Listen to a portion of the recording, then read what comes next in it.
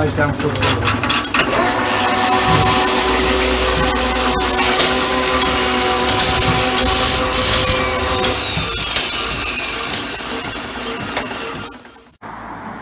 Good morning, folks. Monday.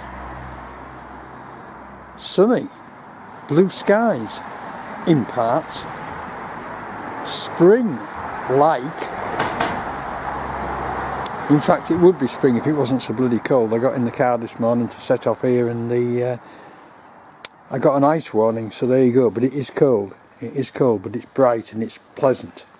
So, here we have a lot of hardened off paintwork that can now be fitted. I lied to you. I haven't done both sides of that, so that's inside needs painting, but that's a very quick job. The rest of it's fine. There's some bits that will probably want a touch up because I turned them over onto the non-important sides after they'd been sprayed. Right, but there was just one or two places, I mean that's absolutely fine, but there was one or two places where they'd stuck, and so I might have to touch them up after I've fitted them. And I've also been to see Michael this morning, dear brother Michael, and got that off him, which is a brake pad out of a, oh god, what sort of aircraft is it? It's what the RAF used to use as flying trainers. But that's what it is, it's an aircraft brake pad anyway. And that needs to be bonded onto there. So it needs cutting to a nice square shape to fit on there. And then it needs the paint taking off and some 2-pack resin adhesive to bond a piece of it onto there. Because that is the little brake that fits on. Where does it fit on? It fits on, it breaks on that surface there, I think. So that's to do. So we've plenty to be getting on with, but first I think I'm going to get some of these bits demasked and cleaned up. I might even spray the inside of that one black actually, because that's neither here nor there. That doesn't go on until, you know, until finished, so it's not a desperate thing, and it's not really suitable for spring today because it's so bloody cold. So let's have some bits offered up and see how they fit and see how they look. Right, I'll bring you back when I've got some done. Bye now.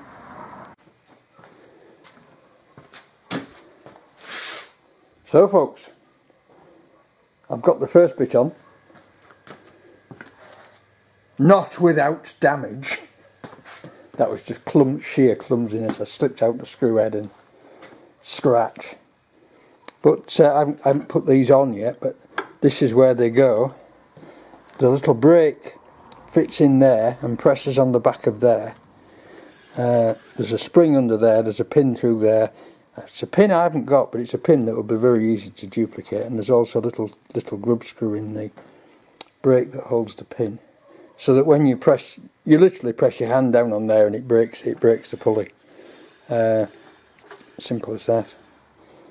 So, having scratched that and left myself some touching up to do, but never mind, there's touching up to do anyway. That's that end on. I'm now going to sort out some screws, which I think are cheesehead 2BAs, see what I've got left, and see if I can get these two fitted. These are probably going to have to come on and off again as I realise that I've not fitted a bit or I need to be in there or anything, but for now I'm going to put them on and drive the whole thing towards a semblance of being finished. I've closed the doors again. It's too bloody cold to have the doors open, even though the sun was streaming in. So was the ice. Right, so I'm going to put these painted bits on, get them fixed with screws. I'll have a look at that brake pad, get that shaped up and bonded, provided I've got some 2-pack. Yes, I've got 2-pack adhesive here. And then I shall get back onto the dual post again. Right, onward. So, we all know how one job leads to another. So I realised that I need to, I've got some OBA screws here, which are what this thing is held together with. But of course, first of all, I don't like them much because they're zinc plated, and that zinc plating needs to come off. And secondly, the head's too big. The heads need reducing very slightly so that they fit in the counterbores. Right? So I thought, right, what can I do? How can I do this? Obvious. I'll put my collet block into the 3-jaw chuck, put the screw in the collet because the collet won't damage the threads, tighten it up, and I'll just reduce the heads a bit. And then I found that the collet block wouldn't take the collet. And I think it was partly the collet block and partly the collet. First of all, I did cheap out on this. I bought the cheapest one on eBay. I got a pair, a square and a hex, for 35 quid, which you cannot complain at. So I've polished that very slightly. But also, I've noticed on this collet, all my collets are second hand. I'm far too cheap to buy anything new. And on each, at the end of the slot, on each slot is a slightly high area which I've used a very fine file and then buffed on a buffing wheel with some coarse paste to get it smooth again. And that looks like a little lump there as well.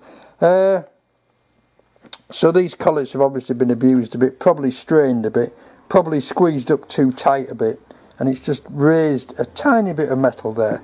However, I have now got it, if I can line the screw up with to a beautiful fit. No, I can't. Yes, I can. Like that. So that's now a very nice fit indeed. Thank the Lord for that, eh? So now I'll get on with reducing some screws, heads, and taking the zinc off. Right, see you in a bit. And there we are, folks. And now we're to get the collet to fit properly in 2 seconds to do the screw. Yeah, I've got another 3 to do, so I'll crack on with those now. Bye now. Here we are, folks. Lathe cam. I'm not going to show me turning down the head of a screw. It's just stunningly boring. But this is how I'm doing it. That's the setup with the hexagon collet block in the chuck, and the screw just sticking out a little bit to give me some clearance, so that I don't put huge score marks across the collets like some of the collets I have actually got. And there we go. Lovely. Right, I'm on the Covmac again because I need to set up the, I keep saying this, don't I? I need to set up the alignment on the Colchester, because when I put it back together, I never checked the alignment. I've levelled it. I've taken the twist out the bed, which was a tiny bit, but I've never realigned the head to the bed, which means taking the chuck off, putting the bung into the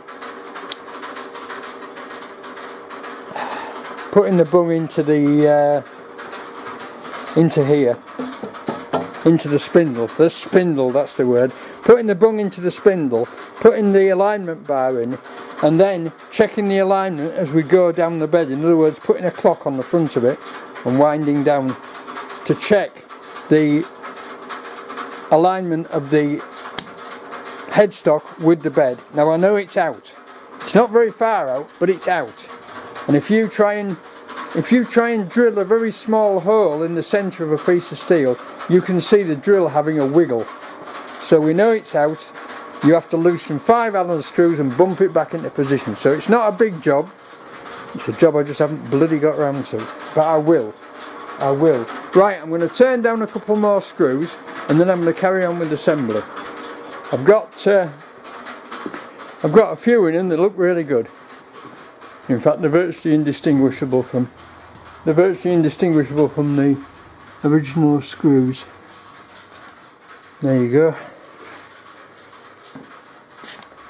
I could have made the blooming screws, I suppose, but the 0BA screws were so cheap to buy that I thought this is just silly making screws. Right, it's beginning to come together. Apart from my deliberate stupidity there, it'll cover up with a bit of touch-up. What a stupid boy. Right, back in a minute. Right folks, we've got the gearbox end on, we've got these two on, and I've made a pin for the brake. That's the brake. I've also cut a small piece of that disc pad abrasive, which I'm shortly going to bond onto the brake itself with some 2-pack adhesive. But that is working quite well. I may have to reduce the spring, but then again I don't want it dragging, so for now that's good. So I'm going to bond that onto there, and then I'll put that to one side. I have to find a little grub screw for in there that secures the pin.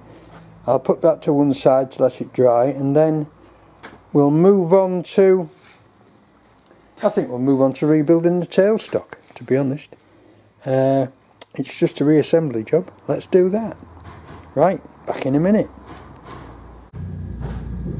Well folks, I was just going to say, don't you always mix too much? And then I came here and put my bloody hand in it. Having just washed my hands to take some video, I went splot. Right, there it is, bonded on. That will be now probably get at least 24 hours to dry, if not 48. And then it will be finished filed to shape and fitted. I'm just going to find a little grub screw for there, and then we'll crack on with the tailstock. See how that goes. Okay, bye now.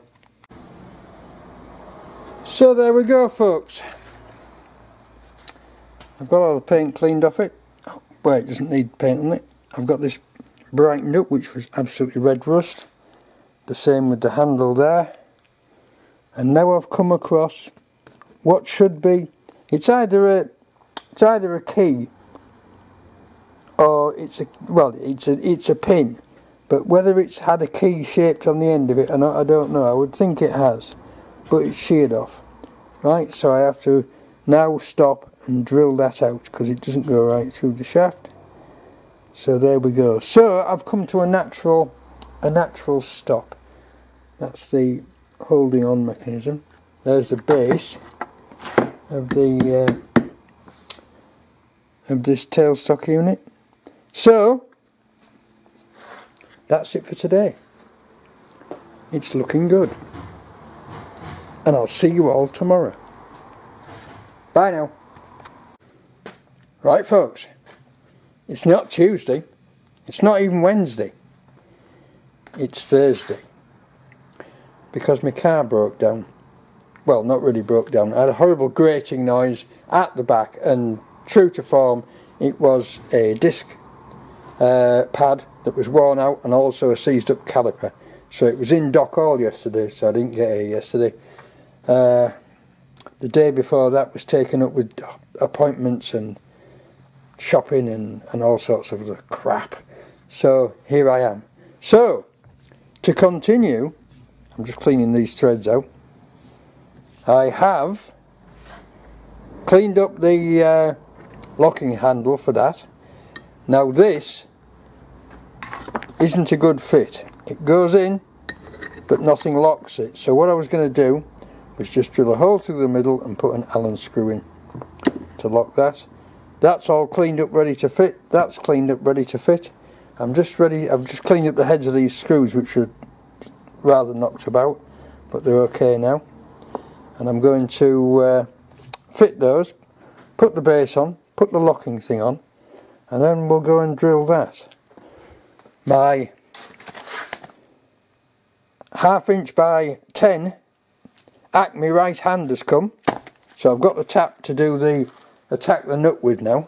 What that means is, even if I solder a replacement part in, Right, I can still use that to clean the thread out, and I've got other things with right hand 1/2 inch acme on as well, so I'm waiting for a MT2 set of reamers because the MT2 socket in there is rather rough, and I've also got some new batteries for my drills, so I'm now equipped with rechargeable drills at long last. I got sick of charging these and them lasting about half an hour. They're the old NiCads. They're the new NIM, nickel metal hydride. So I've also had to order a charger, but they weren't all that expensive, so there you go. Right, so that's the, also needs cleaning up. That's the lock for the tool post. Right, let's get on with this. I'll get these screws put in. I'll find a suitable Allen grub screw for in there, and we'll have it fixed, and we'll have this fitted. Right, I'll bring you back when I'm on. Bye now. Right folks, I think that's a success. So the next thing we go on to is this pesky little pin. Well, as you can see, I've got a nice little divot in the middle of it there, so what I'm going to do now is use my newly batteried rechargeable drill to see if I can sink a hole in it. Or I might just put it on the table of the drill stand. That might be better actually. I'll put it on the table of the drill stand. Let's go. And there we are folks. A 3/32 hole. Down it, just enough to get a self-tapping screw into it, and yuck it out. Let's have a go. Well, I got it out. I won't pretend it was easy, but I got it out. And I have here a nice little piece of steel that fits it perfectly, and looks ideal to make a key out of. So I shall now proceed to do that. Oh, it's a bit too long, just a bit too long. Need to take a little bit off it.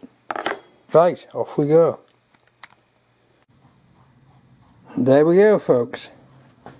I'm not much cop at fitting at this level, but I've made one and it fits. Just needs a little bit more off towards that end. Probably another 2 strokes of a file will do it. So there we are. Right, the witching hour has arrived and it's home time, so I haven't got as much done today as I wanted to, but situation absolutely normal. Right, I'll see you all tomorrow. Bye now. And in the last few seconds before 5 o'clock, success. Doesn't that work beautifully or what? There you go. Very interesting little where's the 0? Oh, it's there. Can you see that? The 0 mark on it. It's very well made. Superbly well made. Right folks, catch you all tomorrow. Bye now. Well, good morning folks. Friday, and we have a problem. It's beautifully smooth till it gets near the end, and then it binds up, and it's beautifully smooth going the other way till it gets near the other end, and then it binds up. So I suppose the only way to do it is to pull it all to pieces again. Right folks, and there you see the problem. The thread will only go out of the opposite end. It won't screw right through because it's got a collar on it which is larger size than the thread. And there is the end of the thread that pushes the Morse taper out, releases the Morse taper, and of course it's been damaged. And I can't see any way to get that out. apart from trying to work it backwards and forwards very gently, and see if I can just get it to take the burr off the thread, but good God, I don't know. See, this Morse taper is damaged. I've already ordered a reamer for it. I don't know if you can actually catch it, but it's quite badly scored in places. I've already ordered a reamer for it to clean it up, but of course they'll have been hammering, as can be seen by the end of this shaft here. Oh, that's better without the light. They've been hammering stuff into there, and of course it's gone in tight, and then they've had to really give the thread some jip to get it to go out again. So yet another abuse caused problem. So I found a piece of key steel to fit in the slot in the outer barrel, so I can grip this tightly in the vise without damaging it and without it turning, and I'm just going to try and work it backwards and forwards to see if I can get it out.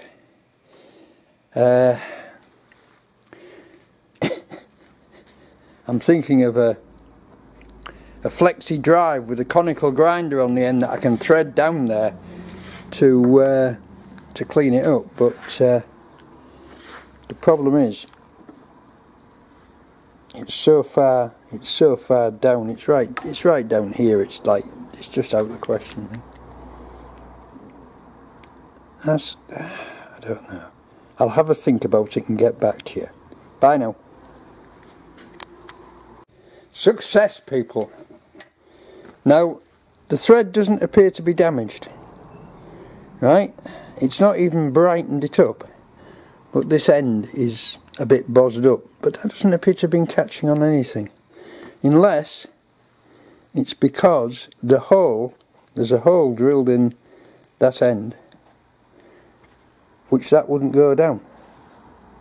So I'm going to take that nasty burr off and then try it back in, after cleaning the thread, of course, because there's a lot of black muck in there, but I mean it looks all oily. No, just a minute, there's something there. Yeah, there appears to be a little flat there. Closer inspection required. Right, off we go. Right folks, well we are getting there. We are getting there. It is tight at this end and it is tight at this end, which indicates that it's this thread and not this thread. Oh God, sorry, I've zoomed. I'll start again. It's tight at this end and it's tight at this end, which indicates it's this thread and not this thread that's damaged. Now I've cleaned this out with some handy spout brushes, and I have got flakes of metal out of there, a couple of bits of swarf, drilling swarf, so there you go. But if you feel this thread, you can feel that it's ragged on at that end, and it's ragged there, and it's smooth in the middle. So what I'm going to do is carry on very carefully filing the tops off, and then I put it on the I've got a grinder in there with the wire brushes on it, and I put it on the wire brush to polish it, and it does an excellent job. So we are getting there. This end is much easier now. This end is still tight. So I'm going to carry on working away at this, and I'll get back to you when I've got it done. Bye now.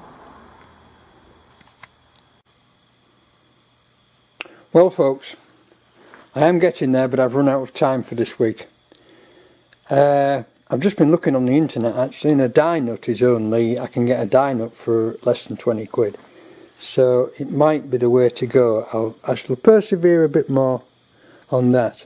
This is a left hand 1/2 inch 20. So there you go. It is coming, it is freeing off, but this little portion at the end is quite tight at the moment. It's just not going smoothly. So that's it for this week. Thank you all for watching. Thank you for liking. I got a real good response to last week's video, with it being my return. Oh, here's something. I got the brake fitted, which, as you can probably, I hope you can see there, works perfectly. It's perfectly free there. As soon as you press down on it, the brake pad comes in contact with the pulley. So the brake's fitted. Did I get anything else done? I got all the screws in, got all these covers on. Scratched that. I'll touch that up. Got that back on. And got that cleaned up and got the bloody Allen screws out with. That was a pain, but I got it done. So, thank you all, and I'll see you all next week. Bye now.